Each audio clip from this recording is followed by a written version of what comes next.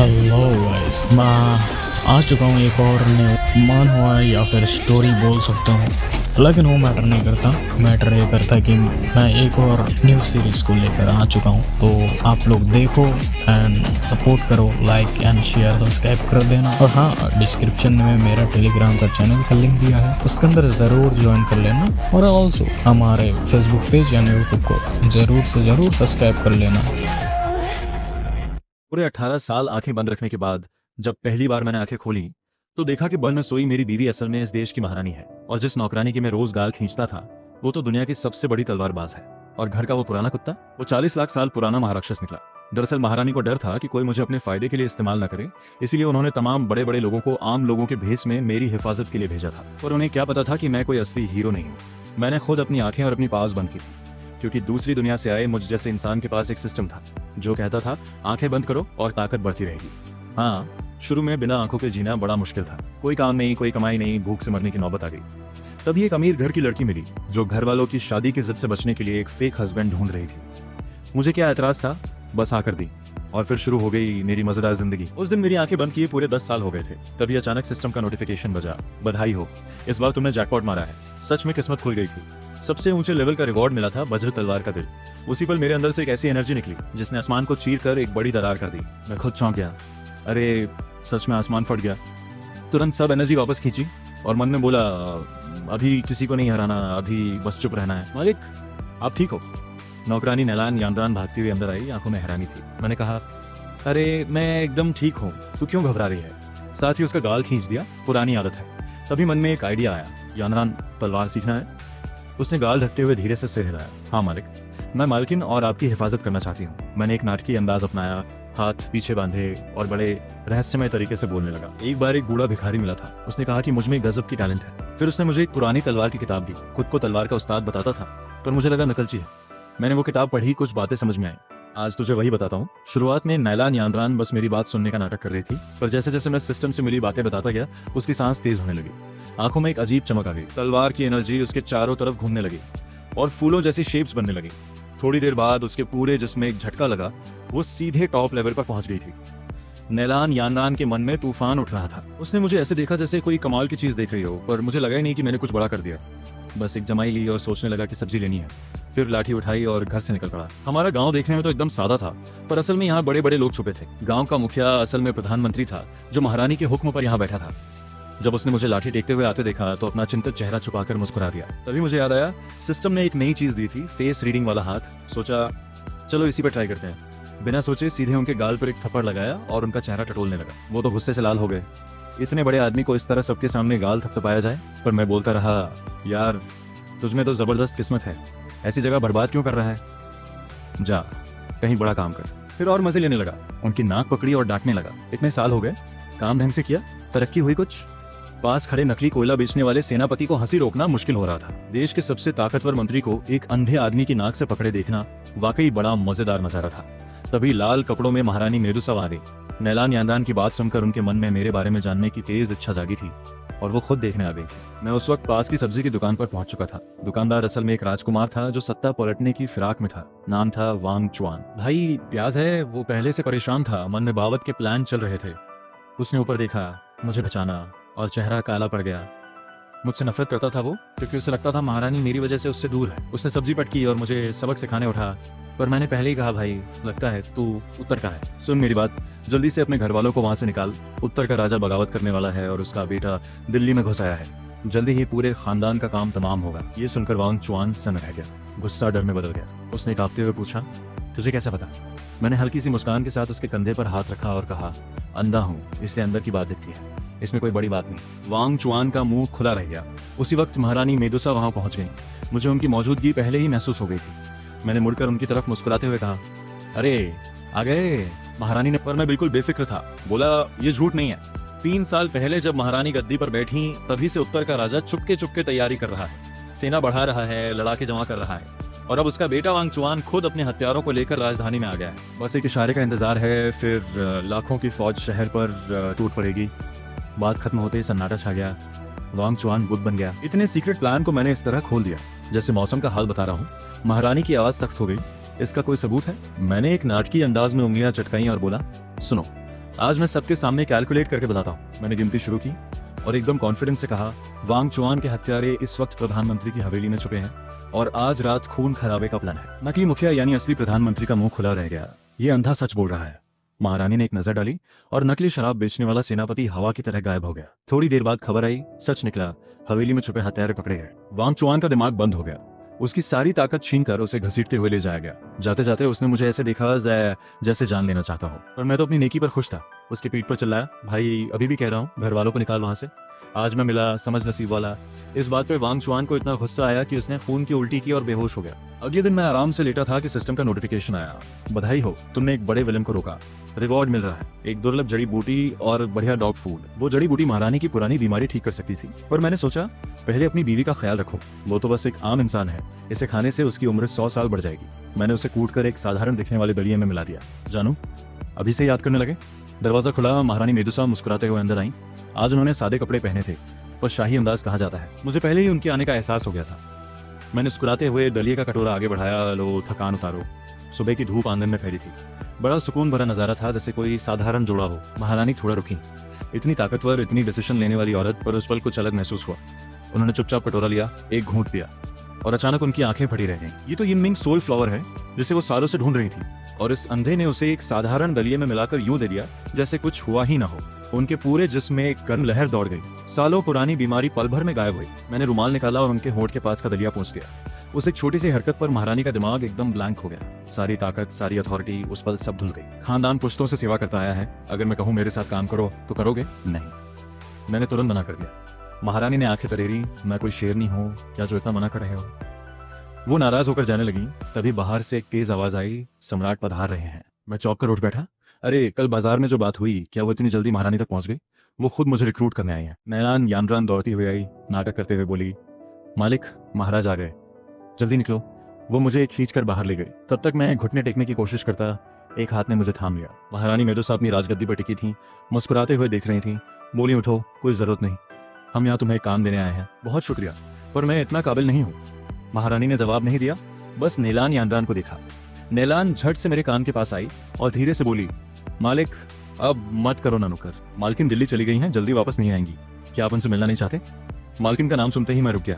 फिर एक लंबी सांस ली और बोला, ठीक है, जो हुक्म। तुम जितना छुपाओगे उतना मजा आएगा। अगले दिन दरबार में महारानी ने ऐलान किया, शू साहब को हम का उपमंत्री नियुक्त करते हैं। किसी को कोई ऐतराज, सब चुप रहे। तब पश्चिम के राजा श्याहो युआन ने नाक बहुत चढ़ाते हुए कहा, हजूर, एक जंगली और वो भी अंधा इतने बड़े पद पर, ये तो बेइज्जती है। मैं उसकी तरफ देख तो नहीं सकता था, पर उसकी नफरत साफ महसूस हो रही थी। मन में बोला, तूने गलत बंदे से पंगा लिया। मैंने जल्दी से दिमाग में विलन्स की लिस्ट खंगाली। इसी से शुरुआत करता हूँ। बीच में ही बोल दिया, पश्चिम के राजा ने अपनी पावर बढ़ाने के लिए काला जादू सीखा है। 10,000 लोगों की बलि देकर ये शक्ति हासिल की है। और फिर मैंने एक लंबा सा मंत्र पढ़ दिया। श्याहो युआन का चेहरा अचानक बिगड़ने लगा। उसके जिस्म से हजारों रूहों की चीखें सुनाई दी, इसे फांसी दो। महारानी खड़ी हो गई, आंखों में गुस्सा था। पूरा दरबार सन्न था।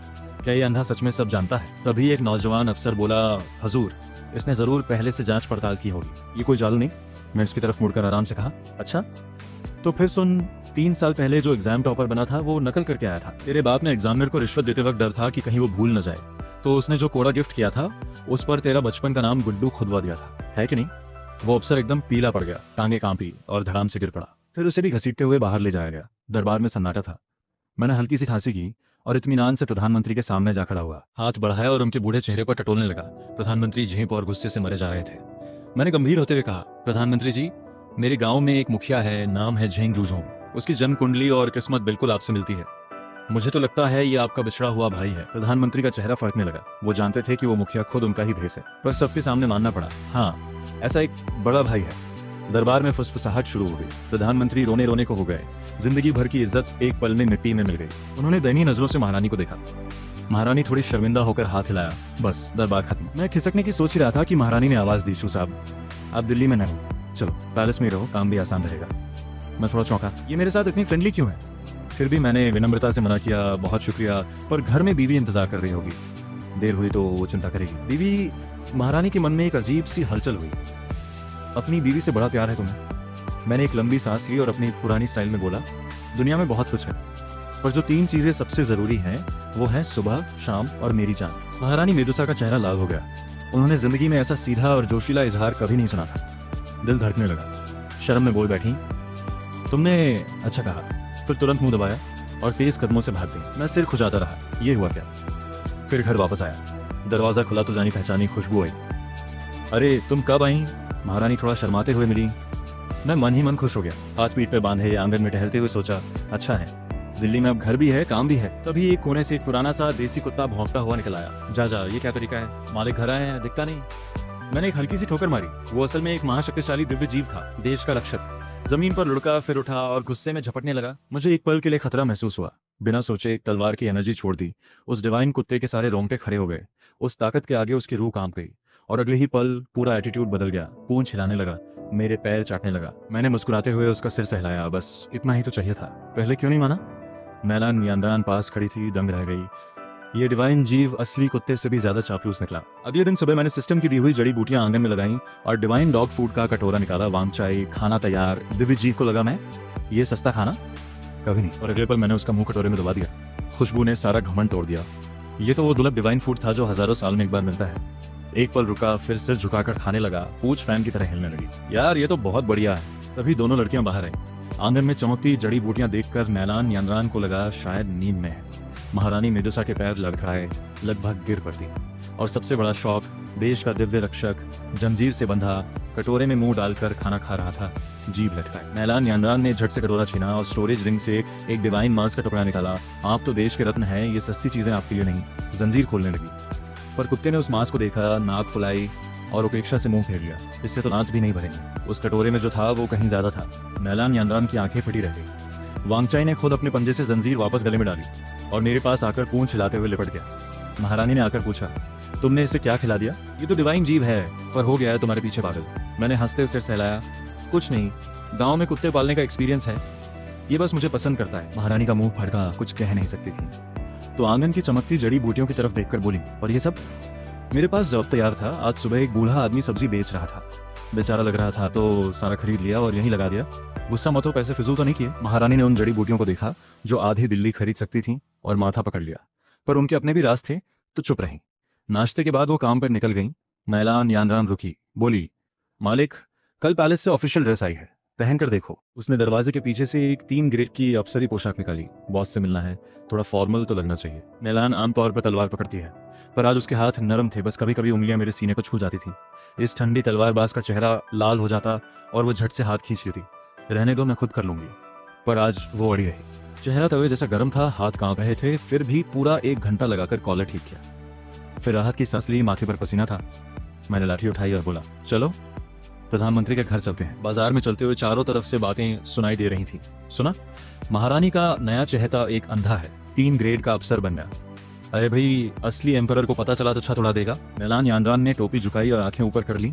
इन बेवकूफों को क्या पता, चहेता और एम्परर एक ही इंसान है। पर इन सबसे बेखबर शहर की परछाई में एक खतरा पल रहा था। एक अंधेरी गुफा में वांग चुआन ने खून की उल्टी की, आंखों में आग थी। शू फेंगयान, तूने मौत को बुलाया है। उसने एक कम्युनिकेशन डिवाइस खोली, उसमें एक खूबसूरत नागिन जैसी औरत नमूदार हुई। नाम था फेंगमिंग। वो बोला, मेरे एक काम करो, शू फेंगयान को खत्म करो, बदले में तुम्हारा भाई वापस मिलेगा। वो औरत खुशी से कांपने लगी। कॉल बंद हुई। वांग चुआन के होठों पर एक क्रूर मुस्कान आई। वो भाई, उसे तो वो कब का मार चुका था। मुझे इस सब की कोई खबर नहीं थी। मैं प्रधानमंत्री के ऑफिस में पहुंच गया। नमस्कार। मैं झुकने लगा, पर प्रधानमंत्री भूत देखने जैसे उचक पड़े और मुझे थाम लिया। अरे नहीं नहीं, बैठिए बैठिए। चेहरे पर ऐसी मुस्कान जो रोने जैसी लग रही थी। मन में थे बस ये जल्दी जाएं। मैं खुशी से बैठ गया। बताइए, कोई काम हो तो? उन्होंने सिर हिलाया। कौन पागल होगा जो उनसे काम करवाएगा। तभी एक खुशबू आई और एक बेहद खूबसूरत औरत अंदर आई। उसने अपनी नरम उंगलियां मेरे कंधे पर रखी और मेरे करीब आ गई। आवाज में मिठास थी जो हड्डियां गला दे। ये थी फेंगमिंग, एक खतरनाक असैसिन जो सोच रही थी एक अंधे को उल्लू बनाना बाएं हाथ का खेल है। मैंने हल्का सा पीछे हटने की कोशिश की, पर वो पीछे पीछे आती रही। आप कौन है? मेरा नाम वुमिंग है, 6ठे ग्रेड की अफसर, उसने मुस्कुराते हुए कहा। मैलान नियांद्रान का चेहरा बर्फ जैसा ठंडा हो गया था। तलवार पकड़ने वाला हाथ हल्का सा कांप रहा था। तभी फेंगमिंग अचानक पीछे हट गई, सुरक्षित दूरी पर। पास आओ, दूर जाओ, ये खेल नादान लड़कों का दिल तोड़ता है। पर मुझ पर कोई असर नहीं था। मैंने मन में सोचा, पहले छुओ फिर शर्माकर हटो, ये तो क्लासिक मूव है। फेंगमिंग ने प्रोफेशनल अंदाज अपनाया। प्रधानमंत्री से बोली, महारानी की बर्थडे पार्टी की तैयारी में शू साहब को हेल्प चाहिए, मैं कर देती हूँ। सुनने में तो बढ़िया लग रहा था, और असल में ये मुझे फंसाने की चाल थी। मैंने अंदर सोचा, सबसे खतरनाक जाल वो होता है जो तुम्हारे भले के लिए कहकर बिछाया जाए। प्रधानमंत्री की हिम्मत नहीं थी कि हाँ या न कहे। मेरी शांत आंखें देखकर बोले, ठीक है, जैसा तुम लोग सोचो। और ये बेकार का काम मेरे ऊपर आ गया। मन हुआ एक लाठी से मारूं, पर का अफसर हूं, सब कुछ झेलना है। हम तीनों बाहर निकले। एटमॉस्फेयर बेहद अजीब था। फिंगमिंग की मीठी आवाज आई, शू साहब बर्थडे में 7 दिन बचे हैं, कहीं प्राइवेट में बैठकर प्लानिंग करें। बात करते हुए उसकी तेज नजर नयान यानरान पर टिकी। मन में सोचा, इस नौकरानी की पावर बहुत है, पहले इसे हटाना होगा। नैलान ने पलटकर उसे ऐसे देखा जैसे हजारों साल पुरानी बर्फ हो।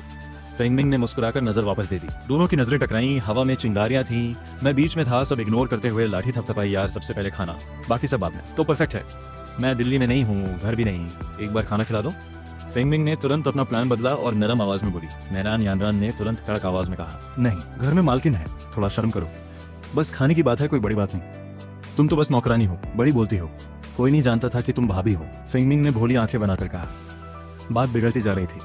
मैंने झट से दोनों को अलग किया। घर में जो मेरी बीवी कहे वही होता है। वो आना चाहती है पर उनकी मर्जी से। फेंगमिंग थोड़ी देर के लिए सन्न रह गई। उसे जरा भी अंदाजा नहीं था कि ये बड़ा अफसर असल में अपनी बीवी का पालतू है। नैलान यानरान मुंह बनाना चाहती थी, पर चुप रही। कोई बात नहीं, चलते हैं। मैंने लाठी उठाई, पर फेंगमिंग की नजर नैलान नाम सुनते ही तेज हो गई। उसने उस साधारण नौकरानी को ध्यान से देखा। ये तो वो मशहूर तलवारबाज है, और ये एक अंधे आदमी की नौकरानी बन गई। घर पहुंचे। आंगन में एक सिंपल कपड़ों में औरत, एप्रन पहने, हाथ में गर्म खाने का कटोरा लिए किचन से निकली। आ गए, हाथ धो लो, खाना लगाती हूँ। महारानी मेदुसा ने मुझे वार्म स्माइल दी, पर नजर फेंगमिंग पर पड़ी। एक हल्की सी भौं उठी। ये मेरे साथ काम करती हैं, खाना खाने आए हैं, मैंने सहजता से कहा। महारानी ने मन में कुछ महसूस किया, पर घरवाली की तरह मुस्कुराकर बोली, ठीक है। फेंगमिंग उस पर बिजली सी खड़ी रह गई। वो एनर्जी, वो ऑरा, ये तो महारानी है। और ये खूनी असैसिन के पैर कांपने लगे। फेंगमिंग बैठे बैठे बेचैन थी। अभी मुंह खोला ही था कि महारानी ने उसे आंख दिखाई और होंठ पर उंगली रख दी, फिर मेरी तरफ इशारा किया। फेंगमिंग समझ गई, सिर हिलाया और चुप हो गई। मन में सोचा, महारानी के हाथ का बना खाना खाने को मिल रहा है, कल फांसी भी लगे तो कोई गम नहीं। उसने खुशी खुशी मछली का टुकड़ा उठाया, मुंह में डाला, और एक साथ कड़वा, तीखा, नमकीन और अजीब सा स्वाद फट गया।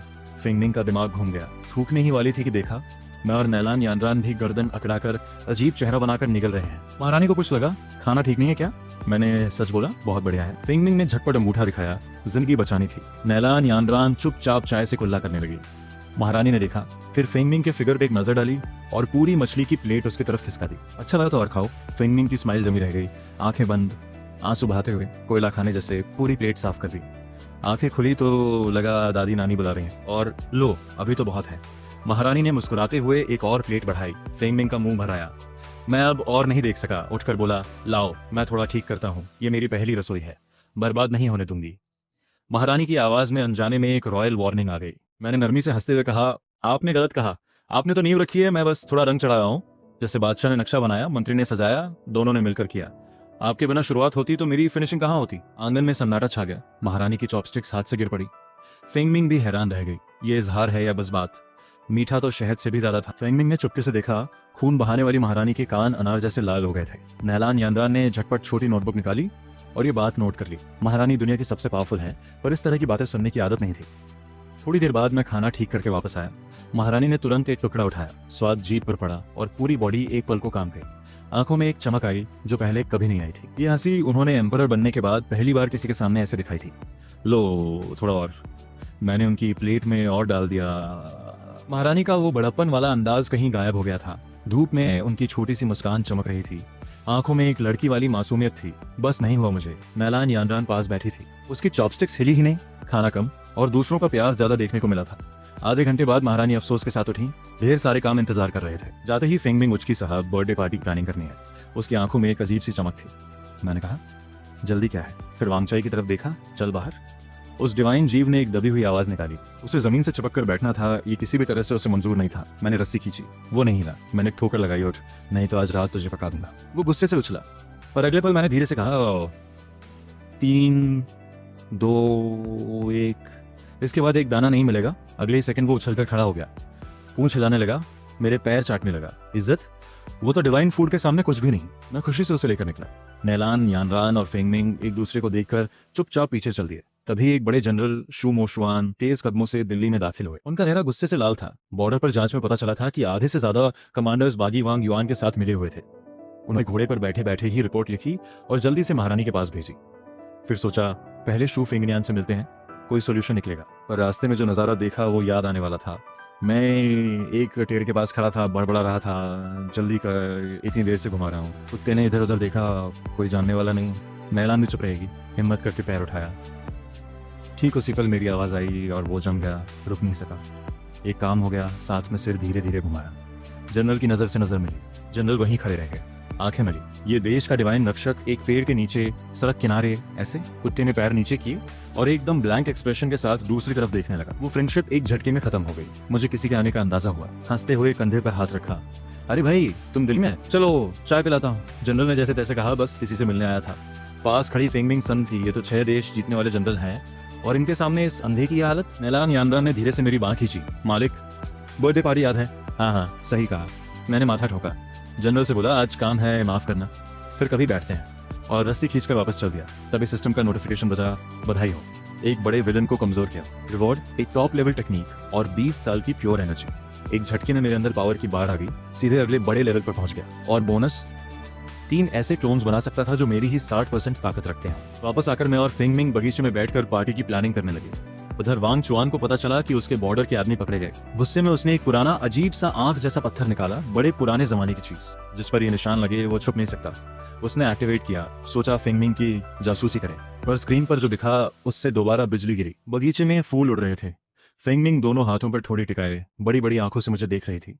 उसकी आवाज में मिठास थी। अभी सोच रही हूँ। मैंने हंसते हुए कहा, कोई बात नहीं, आपका कुत्ता बड़ा अच्छा है, कैसे सिखाया? खाना बंद करो, सीख जाएगा। दोनों हंसी मजाक में थे और स्क्रीन पर दिख रहा था एक ट्रेंड असैसिन पूरी तरह पिघली हुई। वांग चुआन को उल्टी होने वाली थी। उसने इस किलर पर इतनी मेहनत की और वो उसके दुश्मन के साथ इस तरह बैठी है। गुस्से में वो पीछे गिरा, पर्दा गिर गया।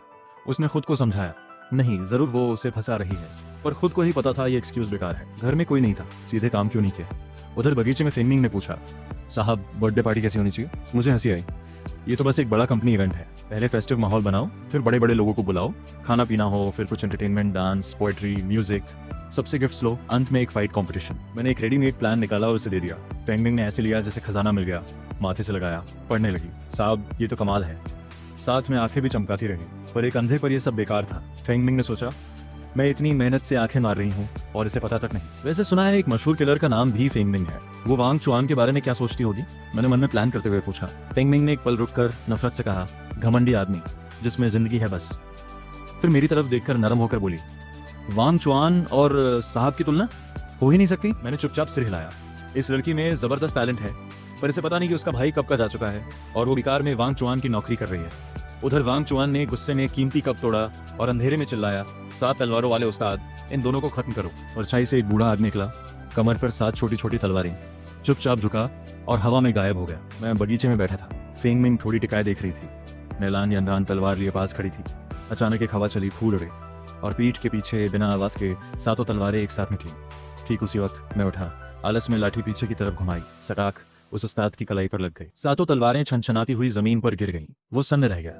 100 साल की मेहनत से बनाई टेक्निक एक लाठी ने तोड़ दी। मुझे लगा कुछ लगा, उलझकर पीछे मुड़ा, खाली नजरों से उस दिशा में देखा, कोई था क्या? वो उस्ताद पसीने में भीग गया। ये कोइंसिडेंस था या उसने पीले कागज का एक पुराना नक्शा निकाला? अपनी सबसे बड़ी टेक्निक यूज करने वाला था, पर कागज निकलते ही हवा ने उड़ा दिया। वो नक्शा सीधे मेरे हाथ में आ गिरा। मैंने छूकर देखा, कागज है, कुछ बना हुआ है। खोला, फिंगमिंग ने देखा और हंसी, ये क्या बना है? कुछ समझ नहीं आया। नैलान यानरान ने देखा, 3 साल के बच्चे की ड्राइंग लगती है। मैंने भी सिर हिलाया, हाँ बड़ी अजीब है। वो उस्ताद की मूछें फड़कने लगी। वो नक्शा उसने महीनों में बनाया था, बर्थडे पार्टी में कियास मचाने के लिए, और इन्होंने इसे बकवास कह दिया। उसने गुस्से में सारी एनर्जी छोड़ी और तलवार की तरह सीधे मेरी तरफ आया।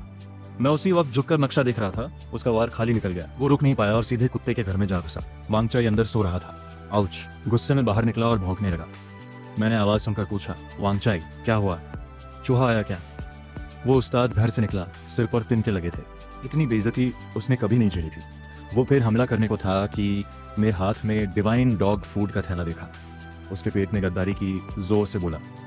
उसे खुद पर शर्म आई। मैंने टटोल कर एक मुट्ठी डॉग फूड उठाया और आगे बढ़ाया। लो भाई, ट्राई करो, मेरा स्पेशल स्नैक है। वो उस्ताद उस डॉग फूड को देखकर कांप रहे थे और हाथ रुक नहीं रहा था। उन्होंने एक दाना मुंह में डाला और आंखें फटी रह गईं। ये तो दुर्लभ डिवाइन चीज थी जो हजारों साल में नहीं मिलती। बस सब भूल गए। कुत्ते के घर के पास बैठकर खाने लगे। वांगचाई ने गुर्राया। मैंने एक और मुट्ठी उसे दी। शांत, मेहमान आए हैं। फिंगमिंग और नैलान यानरान एक दूसरे को देखते रहे। ये तो वो खतरनाक उस्ताद थे जिनसे दुनिया कांपती रही, और अब कुत्ते के घर के पास डॉग फूड खा रहे थे।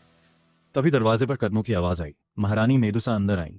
खबर थी कि कोई हमलावर आया है, पर जो नजारा देखा उस पर यकीन नहीं हुआ। उस उस्ताद ने एनर्जी महसूस की, घबराकर घुटने टेक दिए। सरकार को प्रणाम। मैंने सुना और समझ गया, अरे महारानी आ गई, माफ करना स्वागत नहीं हो पाया। महारानी की नजर मेरे हाथ के नक्शे पर पड़ी। ये क्या है? बस ऐसे ही मिल गया था। महारानी ने देखा, चेहरे पर हल्का बदलाव आया, फिर मुस्कुराते हुए बोली, ये बागियों का पार्टी प्लान था और तुमने इसे बेकार कह दिया। मैंने ऑनेस्टली कहा, रंग गड़बड़, लेआउट भीड़ भाड़ वाला, कोई स्टाइल नहीं। महारानी की आंखों में हंसी थी।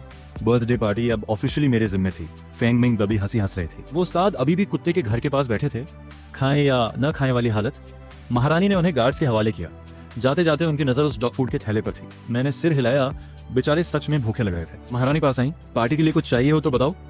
मैंने नाक खुजाई, एक आइडिया आया, चिंता मत करो, ऐसी पार्टी होगी जो कोई भूल नहीं पाएगा। महारानी की आंखों में क्यूरियोसिटी आई, पर कुछ पूछा नहीं। उन्हें पता था ये अंधा हमेशा कुछ अलग करता है। जाने के बाद मैं नक्शे को देखता रहा। फेंगमिंग ने धीरे से पूछा, साहब प्लान क्या है? मैंने रहस्यमय मुस्कान दी, स्वर्ग का न्यू ईयर शो। नालान और फेंगमिंग दोनों हंस दिए। मैंने डिटेल में नहीं बताया, पर मन में लिस्ट बनाने लगा। Lights, sound, stage effects, interactive games, lucky draw, comedy acts, सब चाहिए। सोचते सोचते मुझे भी हंसी आ गई। और वो बेकार सा बागियों का नक्शा, उसे चाय की केतली के नीचे रख दिया। टेबल वॉबल कर रही थी। वेस्ट नहीं, यूज में आया। मैंने संतुष्टि से केतली थपथपाई। पार्टी की प्लानिंग शुरू हो गई, पर मेरे मन में महारानी की बात थी। उनकी एनर्जी बड़ी कमजोर लगती थी। दोपहर की फुर्सत में मैंने आंखें बंद करके अपनी सेंसिंग एक्सटेंड की उनके कमरे की तरफ। वो गोल्डन गाजर वाली छोटी बनी थी, पर आज उसके कान झुके हुए थे। उसके आसपास कुछ गहरे धागे थे जो धीरे धीरे उसकी एनर्जी खा रहे थे। मेरी भौहें सिकुड़ गईं। सिस्टम ने नोटिफिकेशन दी, high level energy disturbance detected, analysis, पुरानी इंजरी, कोल्ड पॉइजन अभी भी शरीर में है, ट्रीटमेंट, इनमिंग सोल फ्लावर रिकमेंडेड। मुझे याद आया वो फ्लावर तो मैंने पहले ही यूज कर दी थी, तो सच में उन्हें पुरानी तकलीफ है। खैर वो फ्लावर खत्म है, पर उसके बीज 3 दिन पहले लगाए थे। आंगन में दूसरी वार्म एनर्जी वाली जड़ी बूटियां थीं। उन्हें मिलाकर कुछ बन सकता था, पूरी तरह ठीक नहीं, पर आराम जरूर मिलेगा। मैं उठकर आंगन की तरफ बढ़ा। सेंसिंग से हर पौधे की एनर्जी दिख रही थी। मैं बैठकर जड़ी बूटियां चुन रहा था कि नैलान, यानरान आई, मालिक, कुछ चाहिए? मैंने कहा, बस एक हर्बल टी बना रहा हूँ। उसने कुछ नहीं पूछा, चुपचाप पास खड़ी हो गई। मैंने चुने हुए पौधे धोए, पानी डाला, धीमी आंच पर चढ़ाया। सेंसिंग में दिख रहा था, सब कलर्स मिलकर एक वार्म ऑरेंज ग्लो बना रहे थे। हांडी हिलाते हुए मन में बड़बड़ाया, इसे खुद का ख्याल रखना नहीं आता। इतनी कम उम्र में इतनी तकलीफें। बात खत्म नहीं हुई थी कि दरवाजे पर आहट आई। महारानी निदुसा खड़ी थी, सादे कपड़ों, चेहरे पर एक अजीब सी एक्सप्रेशन थी। मेरी बात सुननी थी उन्होंने। मैं झट से उठा, पार्टी तो रात को है। वो आंगन में आई, हांडी देखकर बोली, क्या बना रहे हो? बस हर्बल टी। मैंने चम्मच उठाया टेम्परेचर चेक करने के लिए। महारानी ने चम्मच ले लिया, मैं चख लेती हूँ। उन्होंने एक घूंट लिया, आंखें हल्की सी खुली। मैंने एक्सप्लेन किया, बस वार्म हर्ब्स हैं, रोज पीने से फर्क पड़ेगा। महारानी ने चम्मच रखा, थोड़ी देर चुप रही, फिर धीरे से बोली, तुम्हें पता है ना? मैं अनजान बनकर कहा, क्या पता? उन्होंने सीधे मेरी आंखों में देखा, जानते हुए कि मैं देख नहीं सकता, कि मैं मेदुसा हूँ, कि पुरानी इंजरी है, कि मैं तुम्हें कई साल छुपाया। मैंने सिर खुजाया, हल्के से कहा, मुझे बस इतना पता है कि मेरी बीवी की तबीयत ठीक नहीं, उसे देखभाल चाहिए, बाकी सब बाद में। महारानी जम गई। जो बात वो कहने आई थी वो गले नहीं रह गई। मैंने टटोल कर जेब से एक छोटा सा पुड़िया निकाला, खोला, कुछ अंबर रंग की कैंडी थी। टी बनाते वक्त ये भी बना लिए। बोला है, चखो, मीठा है कि नहीं? एक कैंडी उठाई और नेचुरली उनके होठों के पास ले गया। महारानी ने बिना सोचे मुंह खोल लिया। मीठा टेस्ट जीभ पर फैला, हल्की सी हर्ब्स की खुशबू के साथ। उनके गाल धीरे धीरे लाल होने लगे। जो सीरियस माहौल था वो एक पल में पिघल गया। मैंने मुस्कुराते हुए पूछा, कैसा लगा? महारानी ने कैंडी चबाते हुए धीरे से कुछ बोला। आंखों में वो रॉयल रुआब कहीं गायब था, जैसे लगे कि कुछ और कहना है। मैंने दूसरी कैंडी भी दे दी। गले के लिए अच्छी है। अब बोल ही नहीं सकती थी, गाल फुलाए मुझे घूरती रही। और उन आंखों में कोई एम्परर नहीं था, बस एक लड़की थी। नैलान यानरान कब से पीछे हट गई थी और उसके कंधे हिल रहे थे। मैं टी हिला रहा, आराम से बोला, रोज एक बोल, 3 महीने में ठीक हो जाएगा। महारानी ने धीरे से पूछा, तुम मेरे लिए इतना क्यों करते हो? मैंने नेचुरली कहा, तुम मेरी बीवी हो, तुम्हारे लिए ना करूं तो किसके लिए करूं? महारानी चुप हो गई। सेंसिंग में दिखा, वो गोल्डन बनी अब जोर जोर से नाच रही थी। कान खड़े हो गए थे। महारानी ने मुड़ते हुए कहा, आज रात पार्टी के बाद बात करनी है, इंतजार करना। और तेज कदमों से निकल गई। मैं टी हिलाता रहा, मन में सोचा, ये अपनी बड़ी शर्मीली है। टी तैयार होने पर मैंने फिल्टर करके बॉटल में भरा, नैलान को दिया, रोज सुबह दे देना। नैलान ने बॉटल लेते हुए देखा, मालिक आप सच में बात अधूरी छोड़ दी। मैंने हाथ हिलाया, जा जल्दी। आंगन में शांति थी। मैं पत्थर की बेंच पर बैठा। सिस्टम ने नोटिफाई किया, important emotional event triggered, task list updated. मैंने सोचा बाद में देखूंगा, पर मन में था आज रात महारानी क्या कहेंगी, शायद सब बता दें। मुझे पहले से आधा आधा पता है, पर जब तक वो नहीं बोलती मैं भी नहीं बोलता। इस तरह जिंदगी आसान रहती है। वांगशाई आकर मेरी टांग से लिपट गया। मैंने सिर सहलाया, आज रात पार्टी में चुपचाप रहना, खाना मत चुराना। उसने एक प्रोटेस्ट की आवाज निकाली। मैंने हंसते हुए एक मुट्ठी डॉग फूड दिया। मन में रात की पार्टी और उसके बाद की बातों का इंतजार था। जो भी हो, जिंदगी तो अच्छी है और आगे और अच्छी होगी। मैं गुनगुनाता हुआ बेंच से उठा। नैलान यानरान दरवाजे पर चुपचाप खड़ी थी। मन में आया, पार्टी से पहले फ्रेश सब्जी लाते हैं। नैलान बाजार चलोगी, सब्जी लानी है। अंदर से आवाज लगाई, वांगचाई तू भी चल। वो घर से उछल कर निकला, पूंछ हिलाने लगा। हम तीनों, मैं, नैलान और कुत्ता निकल पड़े। दोपहर में दिल्ली की सड़कें रौनक से भरी थी, आवाजों का मेला था। सेंसिंग में हर इंसान अलग कलर में दिख रहा था। आम लोग हल्के सफेद, लो लेवल प्रैक्टिशनर्स थोड़े ब्राइट, ऑफिशियल्स वाले ज्यादा गहरे। चलते चलते एक परेशान आवाज सुनाई दी, जानी पहचानी, प्रधानमंत्री। सेंसिंग में देखा, उनकी एनर्जी एक स्टोन टेबल के चारों तरफ हिल रही थी। सामने एक बच्चे की नारंगी एनर्जी, वो चेस खेल रहे थे। नैलान ने धीरे से कहा, प्रधानमंत्री जी 3 बार से हार रहे हैं। तुझे हंसी आते आते रुकी। पास जाकर सुना, एक और बार। मैं नहीं मानता। बच्चे ने मासूमी से कहा, दादाजी वादा है ना, हारे तो कैंडी एप्पल दिलाओगे।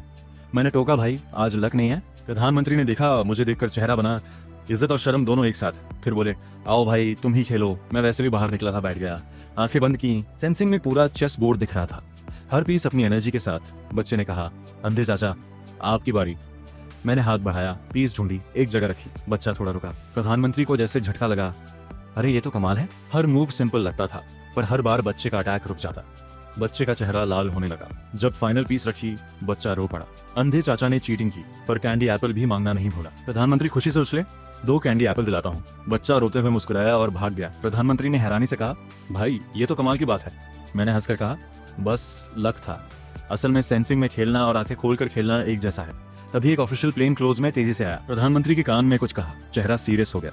उन्होंने मुझे झुककर कहा, भाई जरूरी काम आ गया, फिर मिलते हैं, और तेज कदमों से निकल गए। मैंने सेंसिंग में उस नोट की एनर्जी देखी, खून और बर्फ जैसी। बॉर्डर से इमरजेंसी रिपोर्ट थी, पर अभी मेरा काम नहीं। हम आगे चलते रहे। नैलान यानरान ने कहा, मालिक आज बड़े खुश है। मैंने हंसकर कहा, धूप अच्छी है, मन अच्छा है। वो थोड़ी चुप रही, फिर एक छोटी नोटबुक निकाली और कुछ लिखने लगी। मैंने पूछा, क्या लिख रही हो? वो घबरा गई, कुछ नहीं, बस डेली नोट्स। सेंसिंग में उस नोटबुक का कवर दिखा, एम्पेरर की डायरी लिखा था। ताजे पेज पर लिखा था, आज साहब मुस्कुरा रहे थे जैसे शरारती बिल्ली। मैं हंसी दबाते हुए आगे बढ़ा। पुराने सब्जी वाले की दुकान आई, जिनसे पहले भी बात हुई थी। उन्होंने खुशी से कहा, आ गए, आज फ्रेश स्पिरिचुअल वेजिटेबल्स आई हैं। मैंने कुछ सब्जियां और एक लाइव मछली ली, रात में अच्छा खाना बनाना था। जाते जाते सब्जी वाले ने दबी आवाज में कहा, सुना है बॉर्डर पर कुछ हो रहा है। मैंने शांति से कहा, हम जैसे आम लोगों को क्या पता। वो हंस दिए। वापस चलते हुए एक टी हाउस के पास रुका। अंदर एक कहानी सुनाने वाला था। वो बता रहा था कि महारानी ने कैसे देश संभाला। मैं थोड़ी देर सुनता रहा। नैलान ने पूछा, अंदर बैठे? मैंने मना किया, रात की पार्टी की तैयारी करनी है। मुड़ते हुए टी हाउस से कुछ लोग निकले, जंगी अंदाज में, आपस में धीरे बोल रहे थे। बॉर्डर पर हलचल है, बर्थडे पार्टी में सब बड़े लोग जमा होंगे, यही सही मौका है। उनकी एनर्जी में एक बुरी सी खिंचाव थी। नैलान का हाथ तलवार पर गया। मैंने हल्के से सिर हिलाया, अभी नहीं, इनको अलर्ट नहीं करना। वो गली में मुड़ गए। मैंने उनकी एनर्जी याद कर ली, रात में नजर रखनी होगी। घर आकर मैं खाना बनाने लगा। नैलान ने हेल्प की। वांगचाई किचन के दरवाजे पर लार टपकाते बैठा रहा। सब्जी काटते हुए मैंने पूछा, नैलान रात की पार्टी ठीक रहेगी ना? उसने सीरियसली जवाब दिया, मालिक जहां हो सब ठीक रहता है। इतना भरोसा? क्योंकि मालिक हमेशा कुछ अलग करते हैं। मुझे थोड़ी शर्म आई। टॉपिक बदला, वो स्पेशल इफेक्ट रात में टाइम पर तैयार होना चाहिए। नैलान ने नोट कर लिया। तभी फेंगनिंग बाहर से भागती हुई आई। वेन्यू की फाइनल चेकिंग से लौटी थी। साहब सब परफेक्ट है, वर्कर्स लास्ट टच कर रहे हैं। मैंने सिर हिलाया। फेंगनिंग ने किचन में देखा, आंखें चमकी। मैं भी हेल्प करूं? मैंने सोचा इसका टेस्ट तो अच्छा है, रेटिंग कर दो। हम चारों, मैं, नैलान, फेंगमिंग और गेट पर बैठा वांगचाई, शाम तक रात की पार्टी के लिए तैयारी करते रहे। शाम ढलते ढलते सब तैयारियां पूरी हो गई। मैंने नई ड्रेस पहनी। नैलान यानरान ने कहा, मालिक बड़े अच्छे लग रहे हो। वांगचाई को भी नहलाया गया था, चमक रहा था। फेंगमिंग ने डीप पर्पल ड्रेस पहनी थी, थोड़ी ज्यादा फॉर्मल, कम ग्लैमरस। नैलान सफेद कपड़ों में थी, पीठ पर तलवार। हम निकलने ही वाले थे कि दरवाजे पर दस्तक हुई। नैलान ने खोला। महारानी मेदुसा खड़ी थी, अकेली, कोई बॉडीगार्ड नहीं। उनकी एनर्जी आज थोड़ी वार्म थी, मेडिसिन काम कर रही थी। उन्होंने कहा, रास्ते में था, सोचा साथ चलो। मुझे कोई एतराज नहीं था। हम चारों और वांगचाई लिंगशाओ हॉल की तरफ चल पड़े। रास्ते में महारानी मेरे पास चलती रही। कभी कभी धीरे से बोलती, आगे सीढ़ी है। मैं सेंसिंग से देख सकता था, पर ध्यान रखे जाने का एहसास अच्छा लगता था, तो चुप रहा। हॉल के पास पहुंचते हुए महारानी ने कहा, आज रात पार्टी के बाद गार्डन में मिलना। मैंने कहा, ठीक है। वो रुकी, बोली, कुछ बातें बहुत दिनों से रुकी हैं। मैंने हंसकर कहा, मेरे पास भी कुछ है। उनके कदम हल्के हो गए। नैलान और फेंगमिंग ने एक दूसरे को देखा। दोनों की आंखों में हंसी थी। वांगचाई सबसे आगे दौड़ रहा था। शाम की रोशनी में हमारी परछाई लंबी हो गई थी, एक वार्म पेंटिंग जैसा। पर मैं जानता था, इस शांति के नीचे कुछ हलचल है। पार्टी हर हाल में अच्छी होनी चाहिए। ये उनका बर्थडे गिफ्ट था मेरी तरफ से। मैं साइड रूम में खड़ा था, कपड़े ठीक कर रहा था। नैलान ने कहा, मालिक वक्त हो गया। मैंने गहरी सांस ली और आगे बढ़ा। तभी सिस्टम की एक अर्जेंट नोटिफिकेशन आई, फाइनल मिशन लॉन्च, महारानी को बचाओ और सबके सामने प्रपोज करो। अभी नोटिफिकेशन की आवाज गई ही थी कि बाहर से हॉर्न की आवाज आई। गार्ड्स चिल्लाए, बागी फौज ने हमला कर दिया। हॉल में भगदड़ मच गई। महारानी थ्रोन से उठ खड़ी हुई, चेहरा शांत, आवाज में पावर। गार्ड्स कहाँ हैं? जनरल शू मोशवान आगे आए, मैं हूँ हुजूर, और बाहर निकल गए। मैं वहीं खड़ा था। मन में आया, वांग चुआन की टाइमिंग देखो, बर्थडे पार्टी बर्बाद कर दी। सिस्टम का फिर notification, war zone detected, new power temporary unlocked. मैंने आंखें बंद की, नई एबिलिटी एक्टिव हुई। पूरी दिल्ली की एनर्जी एक मैप की तरह दिखने लगी। बाहर से खून जैसी रेड एनर्जी के बादल आ रहे थे, बागियों की किलिंग हो रहा, और उनके बीच एक गहरी काली एनर्जी, वांग चुआन, नफरत और पागलपन से भरी। मैंने नैलान से कहा, तुम महारानी की हिफाजत करो। उसने पूछा, आप? मैंने हंसकर कहा, पुराने दोस्त से मिलने जा रहा हूँ। फेंगमिंग भीड़ में से निकल कर आई, मैं भी साथ चलूंगी। मैंने मना किया, पर वो रुकी नहीं। जनरल शू मोशवान ने डिफेंस बनाया था, पर दुश्मन की फौज बड़ी थी और उनके साथ पावरफुल फाइटर्स भी थे। मैंने सेंसिंग से देखा, 3 ग्रे रोब्ड प्रैक्टिशनर्स छुपे हुए थे, जो सोल्जर्स की कंसंट्रेशन तोड़ने वाला जादू कर रहे थे। मैंने फेंगमिंग से कहा, वो 3 दिख रहे हैं? उसने देखा, हाँ, मैं जाऊं? नहीं, मैंने कहा, मैं खुद हैंडल करूंगा। मैंने स्लीव से एक छोटी बेल निकाली, हिलाई, एक साफ आवाज निकली और एनर्जी के साथ मिलकर पूरे बैटलफील्ड में फैल गई। उन तीनों का जादू एक झटके में टूट गया। उन्होंने ऊपर देखा, मैंने आंखें बंद की, उनकी पोजीशन लॉक की, फिर एक फिंगर स्नैप और 3 एनर्जी स्ट्राइक्स उनके कोर पे लगी। तीनों गिर गए, जादू टूटा, सोल्जर्स की ताकत वापस आई। जनरल शू ने अटैक किया, पर बागियों की तादाद बहुत ज्यादा थी, दीवारें टूट रही थी। और फिर वांग चुआन दिखा। मेदुसा, आज तुम्हारी मौत है। महारानी कब आ गई थी वहां? वो मेरे पास खड़ी थी, शांत आवाज में बोली, कोई रास्ता है? सिस्टम ने तुरंत सजेस्ट किया, सेंसिंग से पूरे शहर की एनर्जी नोड्स को जोड़ो। पार्टी के लिए जो लाइट्स लगाई हैं वो सब डिफेंस में काम आएंगी। मेरी आंखें चमकी, मैंने आंखें बंद की, पूरी सिटी की एनर्जी स्क्रीन पर आ गई। वो सारी पार्टी लाइट्स एनर्जी से भरे एक बड़ी शील्ड बन गए। एक ट्रांसपेरेंट बैरियर सिटी के बाहर खड़ी हो गई। बागियों के हमले उस पर लगे और रुक गए। वांग चुआन पागल हो गया। उसने अपनी टंग काटी, खून से सीक्रेट टेक्निक यूज की। उसकी डार्क एनर्जी अचानक बढ़ने लगी, शील्ड को तोड़ने लगी। मैं सोचने लगा कि क्या करूं, तभी वांगचाई मेरे पास से भागकर बीच मैदान में पहुंच गया। उसने सिर उठाया और एक ऐसी आवाज निकाली जो कुत्ते की नहीं थी। सबकी आंखें उस पर थीं। उसका बॉडी चमकने लगा, बड़ा होने लगा। पल भर में एक 30 फुट ऊंचा गोल्डन बीस्ट खड़ा था, सोने की स्केल्स, 4 पैरों में आग, असली फेंटियन किलिंग। उसने मुझे एक नजर से देखा, मुंह से इंसानी आवाज निकली, शील्ड मैं संभालता हूँ, तू उस नाटकबाज को खत्म कर। मैंने सिर हिलाया, ठीक है दिव्य महाराज। उसने एक गोल्डन बीम छोड़ा, शील्ड और मजबूत हो गई। वांग चुआन का एक भी अटैक नहीं लगा। साथ ही नैलान यांद्रान ने तलवार निकाली, एक ब्लू स्ट्रीक बनकर बागियों में घुस गई। जहां से गुजरी दुश्मन गिरते गए और प्रधानमंत्री कहीं से एक अकाउंट्स बुक लेकर निकले। वांग चुआन, तेरा सारा खाना पीना का स्टोर हमने पकड़ लिया, तेरे कमांडर्स के घर वाले हमारी निगरानी में हैं, अभी सरेंडर कर। बागियों में हड़कंप मच गया। वांग चुआन चिल्लाते हुए सीधे महारानी की तरफ झपटा। मैंने सोचा, बस अब मेरी बारी। आंखें बंद की। सेंसिंग में उसकी हर मूव स्लो मोशन में दिखी। उसकी बॉडी में 13 एनर्जी पॉइंट्स थे, 3 तोड़ो, सब खत्म। मैं लाठी लेकर आगे बढ़ा, बिल्कुल कैजुअल, जैसे टहल रहा हूँ। वो हंसते हुए तलवार लेकर झपटा, पूरी जिंदगी की ताकत उसमें थी। मैं एक तरफ हटा, लाठी से पहला टैप कलाई के एनर्जी पॉइंट पर, तलवार हाथ से छूट गई। दूसरा टैप कोर एनर्जी पॉइंट पर, उसकी सारी पावर एक झटके में गई। तीसरा टैप माथे के पॉइंट पर, वांग चुआन वहीं जम गया। आंखों में डिसबिलीफ था। तुम ये कैसे? मैंने लाठी वापस ली, शांति से कहा, चेस में हारे, वॉर में हारे और इंसान भी ढंग के नहीं बने। वो कुछ बोलना चाहता था और बेहोश हो गया। नेता गिरा, आगे भाग गए। गार्ड्स ने आगे बढ़कर सब कंट्रोल किया। शुरू से आखिर तक आधा घंटा भी नहीं लगा। मैंने सेंसिंग बंद की, आंखें खोली, सामने अंधेरा था पर चारों तरफ से जीत की आवाजें आ रही थी। जनरल शू मोशवान आए, जोर से कंधा थपथपाया, भाई तू तो कमाल है। मैं हिल गया, जरा आराम से यार, बूढ़ा हूँ। महारानी पास आई, धीरे से बोली, शुक्रिया। मैंने सिर खुजाया, कोई बात नहीं, ये तो बनता था। सिस्टम ने नोटिफिकेशन दी, emergency resolved, mission 80% complete, propose करो अभी। मेरे मुंह का कोना फड़का, ये सिस्टम भी टाइमिंग देखता है। पर सच में अभी बेहतर मौका कहाँ मिलेगा, सब यहीं थे। मैंने गहरी सांस ली, महारानी की तरफ मुड़ा। सेंसिंग से उनकी पोजीशन पता थी। वो, हुजूर एक बात कहनी है। गला थोड़ा कंपा, चारों तरफ सन्नाटा छा गया। महारानी ने शांति से कहा, बोलो। सिस्टम दिमाग में चिल्ला रहा था। मैंने एक सांस ली और साफ आवाज में कहा, हुजूर क्या मैं पार्ट टाइम एम्परर बन सकता हूँ? पूरा मैदान एक झटके से सांस रोक बैठा। मैंने जल्दी से जोड़ा, बस ऑफिशियली एक उम्र भर आपके लिए खाना पकाना चाहता हूँ। ये सुनकर मुझे खुद थोड़ी शर्म आई, पर दिल की बात थी। महारानी चुप रही, इतनी देर की लगा नाराज हो गई। फिर एक आवाज आई, हंसी में भीगी हुई, आंसुओं से थोड़ी गीली, मंजूर है। 2 छोटे शब्द और उनका वजन बहुत था। पहले सन्नाटा, फिर पूरा मैदान तालियों और चीखों से भर गया। जनरल शू सबसे पहले चिल्लाए, बधाई हो हुजूर, बधाई हो एम्परर। प्रधानमंत्री ने मुझ सहलाई, दोहरी खुशी है। नैलान ने मेरे पास आकर धीरे से कहा, बधाई हो मालिक। फेंगमिंग खुशी से ताली बजाने लगी। वांगचाई वापस कुत्ते बनकर पास बैठ गया था। इतने धीरे से बोला कि बस मैं सुन सका। आखिर क्या ही दिया, मैं तो कब से परेशान था। सिस्टम ने नोटिफाई किया, final mission complete, special reward. आंखें खोलकर भी सेंसिंग काम करेगी। जब चाहो देखो, जब चाहो बंद करो। मुझे थोड़ी हैरानी हुई। मैंने मन में कहा, आंखें खोलो। 18 साल का अंधेरा एक पल में रोशनी से भर गया। लिंगशा हॉल दिखी, चारों तरफ मुस्कुराते चेहरे, और महारानी गोल्डन ड्रेस में इतनी खूबसूरत कि आंखें ठहर गईं। उनकी आंखों के कोने अभी गीले थे। नैलान का ठंडा चेहरा हल्का सा मुस्कुरा रहा था। फेंगमिंग किसी से बात कर रही थी, एक्साइटेड थी। प्रधानमंत्री और जनरल एक दूसरे को बधाई दे रहे थे। वांगचाई पूंछ हिला रहा था। सब पर अलग अलग रंग की एनर्जी थी। रियल दुनिया और सेंसिंग एक साथ दिखी। थोड़ा चक्कर आया। महारानी ने मेरी आंखें देखी, हैरानी से मुंह ढक लिया। तुम्हारी आंखें? मैंने हंसते हुए सिर हिलाया। हाँ और ना, दिखने लगा, पर शायद बंद भी करूं। वो समझ गई, मुस्कुराई। मैंने एक बार सबको देखा, हर चेहरा याद किया, फिर चुपचाप आंखें बंद कर ली। अंधेरा वापस आया, पर पहले से ज्यादा साफ। मैंने मन में बड़बड़ाया, अंधेरे में ज्यादा आराम है। इतना एक साथ देखा, आंखें थक गईं। महारानी हंस पड़ी, जैसी मर्जी। जनरल शू ने जोर से कहा, आज रात विक्ट्री और शादी दोनों सेलिब्रेट करते हैं। प्रधानमंत्री ने कहा, बिल्कुल ठीक। हॉल फिर से सज गई। जो सोल्जर्स मारे गए उनका सम्मान किया गया। बागियों को जेल हुई। वांग चुआन की पावर्स खत्म की गई। अलग सेल में पार्टी शुरू हुई। मैं महारानी के पास बैठा। अधिकारी एक एक करके आकर बधाई दे रहे थे। मैंने सबको टी से जवाब दिया। फेंगमिंग चुपके से मेरे पास आई। साहब, सच में दिखता है? मैंने कहा, हाँ, पर देखना नहीं चाहता। वो कुछ समझी, कुछ नहीं। अच्छा, तो अब एक्टिंग बैंड, मैंने हंसकर कहा। तो तुम एक्टिंग कर रही थी? नैलान आई एक ग्लास लेकर। मालिक, मेरी तरफ से। मैंने एक ही घूंट में पी लिया। वो थोड़ी देर रुकी, फिर बोली, वो डायरी देखोगे? मैंने तुरंत हाथ हिलाया। नहीं नहीं, अपने पास रखो। उसने राहत की सांस ली। वांगचाई आकर मेरे हाथ से लिपट गया। मैंने पूछा, वापस असली रूप में क्यों नहीं गए?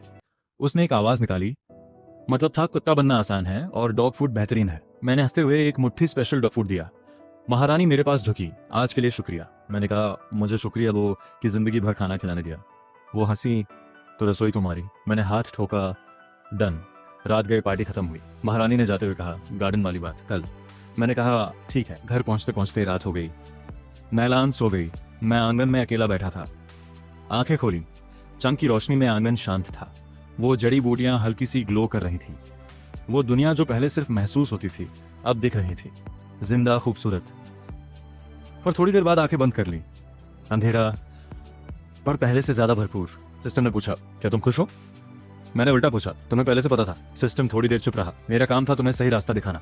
रास्ता मिल गया। अब मैं क्वाइट मोड में जाता हूँ, जरूरत हो तो बुलाना। मैंने कहा, ठीक है, शुक्रिया। जिंदगी वापस नॉर्मल लगने लगी, पर हर दिन में कुछ नया था। सुबह मैं किचन में नए डिशेस ट्राई करता।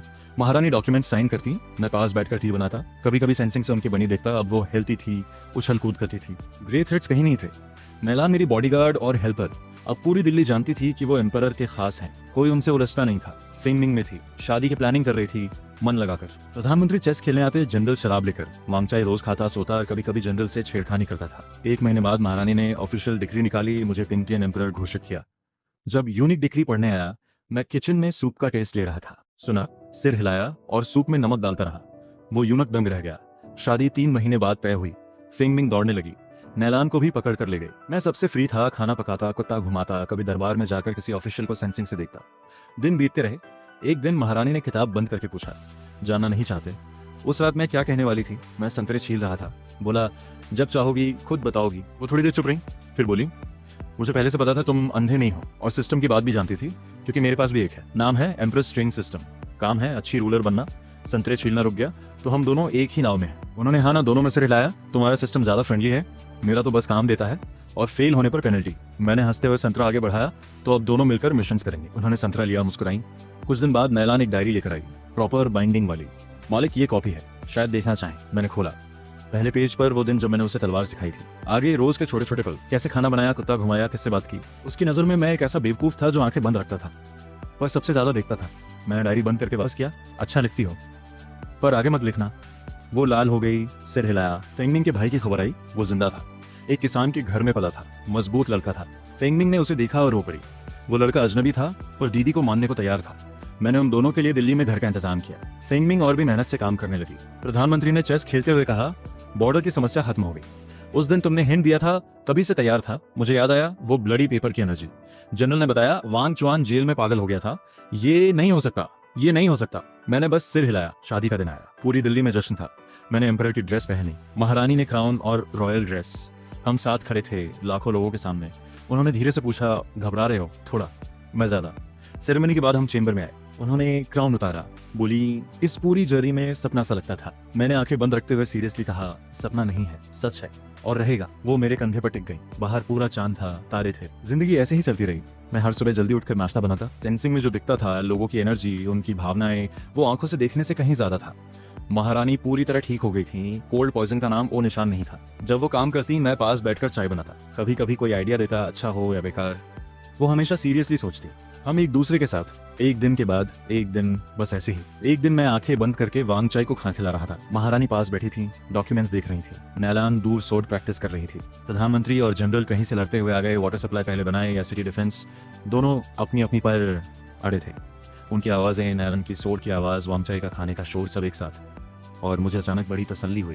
आंखें खोलूं या ना खोलूं, रोशनी पहले से बहुत थी।